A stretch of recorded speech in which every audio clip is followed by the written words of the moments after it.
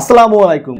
আজকে আমি আপনাদেরকে Adobe Photoshop-এর ক্রপ অংশটা দেখাবো। অর্থাৎ ক্রপ অনেকভাবেই করা যায়। ক্রপ সম্পর্কে আমরা হয়তো অনেকেই জানি যে মোবাইলে আমরা ক্রপ করে থাকি ছবি ছোট করি। এই ছবির যে রেশিওটা এটা ছোট বড় কেটে কুটে এক কানিতে নিয়ে যাই। তো এই ক্রপ বিষয়টাই আজকে আমি দেখাবো যে ক্রপ আসলে কয়ভাবে করা যায়। তো ক্রপের পাশাপাশি আমি আরেকটা বিষয় দেখাবো, সেটা হলো আপনি Adobe Photoshop কয়ভাবে ওপেন করতে পারবেন। Adobe Photoshop-এ ছবি ইম্পোর্ট করার যে বিষয়টা সেটা অনেকভাবে করা যায়। তো সেই বিষয়টাই আমি আজকে দেখাবো। চলুন ভিডিওতে যাওয়া যাক। তো কম্পিউটার স্ক্রিনে আসার পরে আমি প্রথমে যে বিষয়টা দেখাবো সেটা হলো আপনি Adobe Photoshop-এ 7 ভাবে ছবি ইম্পোর্ট করতে পারবেন। তো Adobe Photoshop-এ আমি যাওয়ার জন্য প্রথমে Adobe Photoshop-টা ওপেন করে নেব এবং তার জন্য আমার যদি Adobe Photoshop-টা আগে থেকে ওপেন করা না থাকে আমি সিম্পলি কি করব, আমার ছবিটা যেখানে আছে আমি ছবিতে যাব। ছবিতে যাওয়ার পরে ওই ছবিতে আমি সিলেক্ট করে মাউসের রাইট বাটন ক্লিক করার পরে এখানে দেখব যে ওপেন উইথ নামে একটা অপশন আছে। ওপেন উইথ থাকার পরে এখানে Adobe Photoshop-টা আমি ক্লিক করে দিলে Adobe Photoshop-এ আমার এই ছবিটা ওপেন হয়ে যাবে। তবে এই সিস্টেমটা শুধুমাত্র তখনই করবেন যখন আপনার Adobe Photoshop-টা ওপেন করা থাকবে না, একদম নতুন করে ওপেন করতে হবে। আর আপনার যদি Adobe Photoshop-এ ওপেন করাই থাকে তাহলে আপনি কয়েকটা প্রসেস আছে সেইভাবে ছবি ইম্পোর্ট করতে পারেন। দেখেন আমার এখানে ছবিটা ইম্পোর্ট হয়ে গেছে। তো আরেকভাবে করা যায় সেটা হলো Ctrl+O চেপে। তো Ctrl+O যখনই আপনি চাপবেন তখনই দেখবেন এরকম একটা পপআপ মেনু চলে আসবে এবং এখান থেকে আপনি আপনার চাহিদা মতো ছবি যেটা আছে আপনার কম্পিউটারে আপনি সেইটা এখানে নিয়ে আসতে পারবেন। তো তারপর আমি যদি এই ছবিটা কেটে দেওয়ার পরে দেখতেছেন যে ইন্টারফেসটা চলে আসছে। সো এই ইন্টারফেস থেকে এখানে দেখবেন যে ওপেন লেখা আসবে। হ্যাঁ, এই যে ওপেন লেখা আসছে। সো এই ওপেন লেখায় ক্লিক করলেও আমার এখান থেকে ছবি আমি ইম্পোর্ট করতে পারবো। তো আমি এই বিষয়ে কথা বলেছি আমার আগের ভিডিওতে, আর এইটা হলো তার ডিটেইল আলোচনা। তো ওপেন এইভাবে করলাম, আর এই ওপেনের শর্টকাট আছে সেটা হলো Ctrl+O দিয়ে। সো Ctrl+O দিয়ে এটা আমি আবার ওপেন করতে পারি। এটা হলো শর্টকাট। ওই ওপেন যেটা দেখালাম ওইটারই শর্টকাট হলো এইটা। তারপরে যে প্রসেসটা আছে সেইটা হলো এই মেনু বার থেকে ফাইল যে অপশনটা আছে এই ফাইল থেকে আমি ওপেন করতে পারি। এখানে দেখেন ডান পাশে শর্টকাট দেওয়া আছে Ctrl+O। সো এই ওপেনও যদি আমি ক্লিক করে দিই এখান থেকে আমি ছবি এখানে ইম্পোর্ট করতে পারবো এবং ছবিটা নিয়ে এসে আমি আমার মন মতো ডিজাইন করতে পারবো। তো আরেকভাবে যেটা করা যায় সেইটা হলো আমার ছবিটা এখানে যেটা আছে সেটা টান দিয়ে ধরে এখানে নিয়ে এসে ছেড়ে দিলে আমার ফটোশপের ছবিটা ওপেন হয়ে যাবে। সো ওইটাকে বলা হয় ড্র্যাগ অ্যান্ড ড্রপ। আর উইন্ডোজ 11-এ ড্র্যাগ অ্যান্ড ড্রপ ওইটা কাজ করে না। আর তার পরবর্তীতে যে প্রসেসটা আছে সেইটা হলো এই যে অংশটা আছে এই কালো অংশটার মধ্যে আমি যদি মাউসের লেফট বাটন দিয়ে ডাবল ক্লিক করি তাইলে দেখবেন ওই পপআপ মেনুটাই চলে আসবে যেটা দিয়ে আমি ছবি ওপেন করতে পারবো। ঠিক আছে। আর আরেকটা প্রসেস যে করা যায় সেটা হলো এই যে স্টার্ট বাটন আছে। সো আপনি স্টার্ট বাটনে যাবেন, স্টার্ট বাটনে যাওয়ার পর ফটোশপ লিখবেন বা Adobe Photoshop লিখবেন। সো ফটোশপ লেখার পরে আপনি এখানে দেখতে পারবেন যে আপনার Adobe Photoshop যদি ইনস্টল করা থাকে আপনার কম্পিউটারে, সো এখানে Adobe Photoshopটা দেখা যাবে। তখনই আপনি এখানে ক্লিক করে দিলে Adobe Photoshopটা ওপেন হয়ে যাবে। ঠিক আছে। সো এটা ছিল Adobe Photoshop-এ ছবি ইম্পোর্ট করার বিষয়গুলো। তারপরে যে বিষয়টা দেখাবো সেটা হলো ক্রপ। ঠিক আছে। সো একটা ছবি আমি নেই ক্রপ করার জন্য, আমি এখানে একটা ছবি নিলাম। তো দেখুন এই ছবিটা একটু বাঁকানো আছে। ঠিক আছে, একটু বাঁকা ছবিটা। সো আমি চাচ্ছি যে এই ছবিটা একটু সোজা করব। সো সোজা করার জন্য অবশ্যই আমাকে ক্রপ ইউজ করতে হবে। ক্রপ সম্পর্কে আপনারা আগে থেকে জানেন। তো ছবিটা নেওয়ার পরে আমি যদি এটা সোজা করতে চাই তো এই ছবিটার একটা ব্যাকআপ আমি রাখবো। ওই জন্য এই ছবিটা টান দিয়ে ধরে এই যে ডিলেট যে আমি এটা দেখাই যে এখানে যে ডিলেট যে আইকনটা আছে এই ডিলেট আইকনের পাশে যেটা আছে ওইটাতে নিয়ে এসে ছেড়ে দেবো, তাইলে আমার একটা নতুন লেয়ার ক্রিয়েট হবে। এগুলো বিষয়ে আমি পরে কথা বলবো। সো আপনার এই যে লক করে যে লেয়ারটা সেটা চোখ বন্ধ করে দিবেন এবং এখানে আপনি কি করবেন ক্রপের শর্টকাট যেটা সেটা হলো সি। আপনি এই সি চাপেও এখানে ক্রপটা সিলেক্ট করতে পারেন বা আপনার যদি এরকম থাকে তাহলে আপনি এখান থেকে ক্রপটা সিলেক্ট করেও এই ক্রপটা করতে পারেন। তো এখানে ক্রপের ভিতরে আবার কয়েকটা টুলস আছে।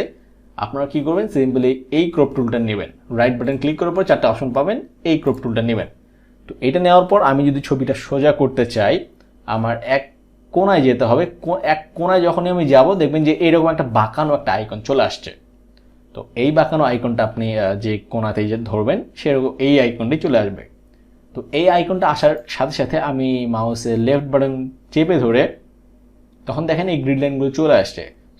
আচ্ছা, তো ছবিটা যেহেতু বাঁকা আছে, আপনি যদি সোজা করতে চান আপনাদের এরকম থাকবে, এখানে টিকমার্কটা দেওয়া থাকবে না, কন্টেন্ট অ্যাওয়ার যেটা সেটাতে টিকমার্ক দেওয়া থাকবে না। আর আপনারা যদি এইভাবে ক্রপ করতে চান সো দেখবেন যে ক্রপ হয়ে গেছে। এবং আপনি যদি আবার কিছু স্টেপ মানে ছবিটা মনে করেন যে বেশি কেটে ফেলছেন, আপনি যদি অংশটা আর একটু বাড়াতে চান, আপনি যদি আবার ক্রপ করতে চান, এখানে দেখেন আর ক্রপ করলে এই যে অংশগুলো আপনি পেয়ে যাচ্ছেন। তো এই অংশগুলো আপনি যদি না চান যে আমি একবার ক্রপ করব কিন্তু এই যে বাড়তি অংশগুলো আমি থাকবে এই অংশগুলো আমার প্রয়োজন নেই, তো আপনারা কি করবেন, ডিলেট পিক্সেলস মানে ডিলেট ক্রপড পিক্সেল যে অপশনটা আছে এটাতে টিকমার্ক দিয়ে দিলে আপনি যদি একবার ক্রপ করে ফেলেন আপনি আর এই যে এই আগের অবস্থায় চলে আসতে পারবেন না। আপনি যেটুকু ক্রপ করবেন ওইটুকুই থেকে যাবে এবং বাকি পিক্সেল যেগুলো আছে এগুলো একদম ডিলেট হয়ে যাবে।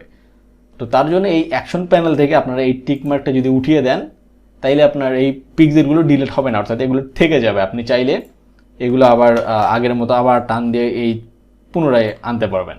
বাট এখানে যদি টিকমার্ক দেওয়া থাকে তারপরে যদি আপনি এটা ক্রপ করেন আপনি এখন চাইলেও আর ওই যে আগের মতো করতে পারবেন না, তখন এই যে এরকম ব্ল্যাঙ্ক দেখাবে। সো ওইটা ছিল একটা ফাংশন। আর আমি আগের অবস্থায় নিয়ে যাচ্ছি কন্ট্রোল জেড দিয়ে, কন্ট্রোল জেড হলো আনডু, ঠিক আছে। তো আমি এটা বাঁকা করব, আমি চাচ্ছি যে এটা বাঁকা করলে আমার এরকম আসতেছে। তো এরকম বাঁকা করলে আমার ছবিটা কিন্তু ছোট হয়ে যাচ্ছে, আমার ছবির রেজুলেশন, আমার ছবির সাইজ এটা কিন্তু এলোমেলো হয়ে যাচ্ছে, যেটা একটা সমস্যা। তো আমি চাচ্ছি আমার ছবির সাইজ যেটা আছে এক্স্যাক্টলি সেই সাইজটাই থাকবে কিন্তু আমার ছবিটা একটু সোজা হয়ে যাবে, ঠিক আছে। তো তার জন্য আপনারা কি করবেন, সি চাপবেন, ক্রপ অপশনটা সিলেক্ট করার পরে এই আইকনটা যখন আসবে একটু বাঁকায় দিবেন এবং আপনাদের মন মতো করে অ্যাডজাস্টমেন্ট যখনই হয়ে যাবে তখনই এই কন্টেন্ট অ্যাওয়ার যে অপশনটা এটাতে টিকমার্ক দিয়ে দেবেন।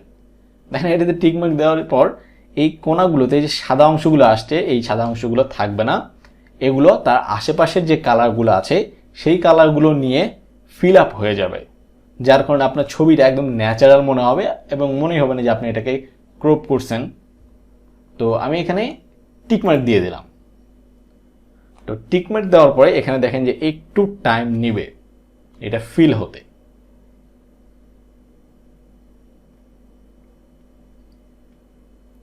তো টাইমটা নেওয়ার পর দেখেন এখন যে অবস্থানে আছে আমার ইমেজটা এখন মনে হচ্ছে একদম ন্যাচারাল, আমি ছবিটা এইভাবেই তুলেছি, ঠিক এক্স্যাক্টলি এভাবে এরকমই মনে হচ্ছে। আর এরকম কপিরাইট ফ্রি যে ইমেজগুলো আছে এগুলো আপনারা কোথায় পাবেন সেই জিনিসটা আমি বলে দেবো ভিডিওর একদম শেষে।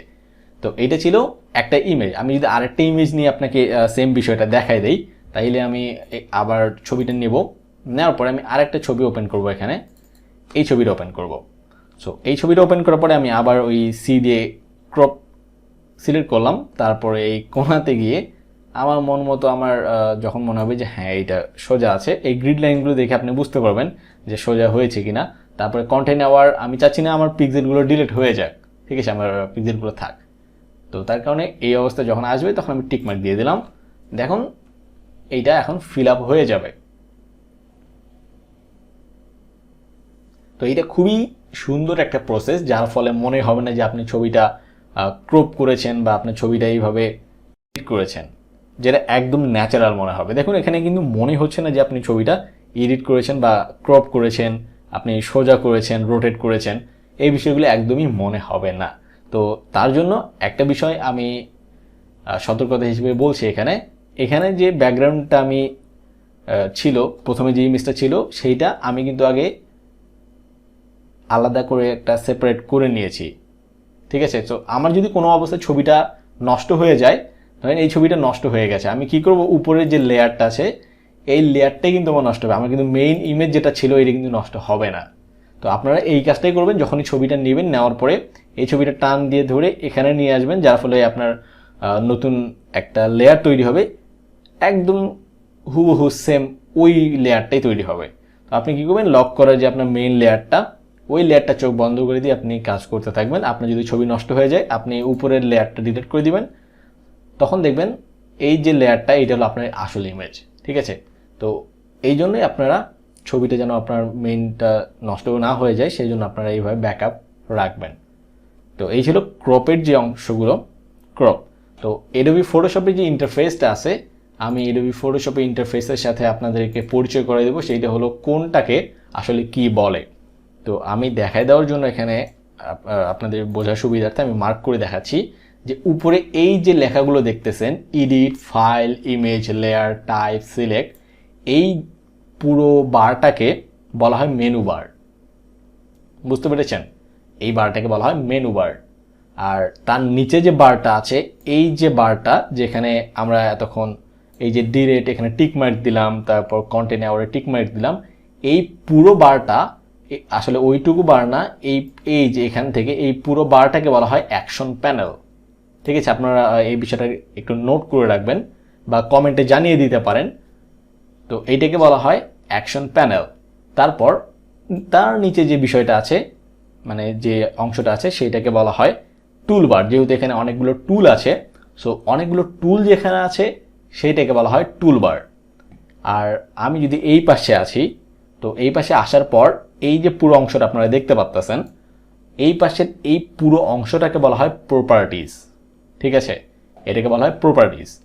তো এখানে 1 2 3 4টা বিষয় মোটামুটি ক্লিয়ার। তারপরে আমরা যদি একটা ছবি নিয়ে ফেলি, ছবিটা নেওয়ার পরে এখানে দেখেন একটা ট্যাব আসতেছে, এটাকে মেইনলি ট্যাবই বলা হয়। সো এটা একটা ট্যাব। আমি যদি আরেকটা ছবি নেই, দেখেন এখানে একটা ট্যাব আছে না, আমি যদি আরেকটা ছবি নেই এখানে দেখেন আরেকটা ট্যাবে ওপেন হয়। এইটা একটা ট্যাব, এইটা আরেকটা ট্যাব। সো এই জিনিসগুলোকে বলা হয় ট্যাব। এটা আমাদের এই জন্য জানতে হবে যে কেউ যদি আপনাকে কখনো ইনস্ট্রাকশন দেয়, আপনার যদি কখনো কোনো প্রবলেম হয়, আপনার যদি কোনো সাপোর্টের প্রয়োজন হয়, সেক্ষেত্রে আপনাকে যদি কেউ ইনস্ট্রাকশন দেয় যে ভাইয়া তুমি এইখানে যাও, ওইখানে যাও, এখানে এই সেটিং আছে, ওখানে ওই সেটিং আছে, আপনি যদি এগুলোর পরিচয় না জানেন, আপনি আসলে বুঝতে পারবেন না সে আপনাকে কোন ইনস্ট্রাকশন দিচ্ছে। তো এই বিষয়গুলো জানা আমাদের জন্য আসলে খুবই জরুরি। আর বেসিকের মধ্যে একদমই বেসিক কাজ হলো এগুলো। আর হ্যাঁ, আমি একটা বিষয় বলতে ভুলে গিয়েছিলাম যে আপনি ওই যে ফ্রি রিসোর্স যেগুলো আছে ছবি, আপনি ওই ছবিগুলো কোথায় পাবেন? তো আপনি একটা ব্রাউজারে যাবেন, আপনি ব্রাউজারে যাওয়ার পর আপনি এখানে লিখবেন যে পিক্সেলস, বা এটা ওয়েবসাইটের নাম হলো পিক্সেলস, বা আপনি এইভাবে লিখতে পারেন যে ফ্রি স্টক ইমেজ। ঠিক আছে, তো ফ্রি স্টক ফটোজ আসছে, আমি ফটো দিয়ে রাখি। তো ফ্রি স্টক ফটোজ যখন আমি ক্লিক করব, তো একটু আমি নিচে স্ক্রল ডাউন করি, তারপরে এখানে দেখতে পাবো, দেখেন এখানে https www.pixels.com। তো এই লেখাটার এখানে আমি ক্লিক করব। তো ক্লিক করার পরে এইটা হলো সেই ওয়েবসাইট যেখান থেকে আপনি ফ্রি স্টক ইমেজ পাবেন, যেখানে কোনো কপিরাইট কিছু হবে না। তো আপনি এগুলো নিঃসন্দেহে ব্যবহার করতে পারেন, আপনার প্র্যাকটিস পারপাসে আপনি ব্যবহার করতে পারেন, বাট কোনো কমার্শিয়াল জায়গায় ইউজ করবেন না। এইটা হলো সবার কাছে রিকোয়েস্ট। সো এখানে আমি যদি নেচার লিখে সার্চ করি, আপনি নেচার লিখে যদি সার্চ করেন, তো নেচার রিলেটেড অনেকগুলো ছবি এখানে পেয়ে যাবেন। আর এখানে ছবিগুলো ডাউনলোড করার প্রসেস হলো, আপনি জাস্ট ক্লিক করবেন, ক্লিক করে দেওয়ার পরে এখানে ফ্রি ডাউনলোডে ক্লিক করবেন, তাহলে আপনার ছবিটা ডাউনলোড হয়ে যাবে। আর আপনি যদি এগুলো সাইজ অনুযায়ী ডাউনলোড করতে চান, তো এখানে এই মেনু এখানে ক্লিক করে এগুলো সাইজ অনুযায়ী ডাউনলোড করতে পারেন। বাট একটা জিনিস বলবো, এখানে ছবির উপরে এই জায়গাতে ক্লিক করে কেউ ডাউনলোড করবে না। সেক্ষেত্রে আপনাদের ছবির যে সাইজ বা রেজুলেশন, সেগুলো কিন্তু নষ্ট হয়ে যেতে পারে বা ছবিটা খারাপ হয়ে যেতে পারে। তো আপনারা সবসময় এই ছবিতে ক্লিক করবেন, ছবিতে ক্লিক করার পরে এই ফ্রি ডাউনলোডে ক্লিক করবেন। এটা হলো বেস্ট ওয়ে। ঠিক আছে, তো আজকের মতো ছিল এই পর্যন্তই।